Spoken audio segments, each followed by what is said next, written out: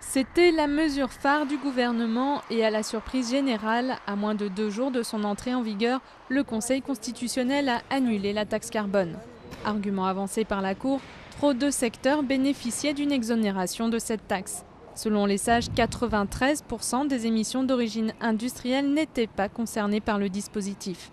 On retrouve ainsi les centrales thermiques produisant de l'électricité, le transport aérien et routier ou encore les 1000 sites industriels les plus polluants comme les raffineries et autres cimenteries. Conséquence, la taxe aurait porté principalement sur les carburants et les produits de chauffage.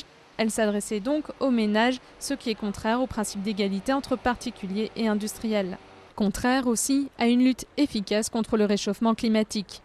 Sur le plan politique, pour les Verts qui approuvaient le principe de la taxe mais jugeaient son taux très insuffisant, ce sera l'occasion d'aller plus loin vers une vraie fiscalité écologique. Quant au PS qui avait saisi le Conseil constitutionnel le 22 décembre dernier, il se réjouit de cette annulation, la qualifiant de revers majeur pour le gouvernement.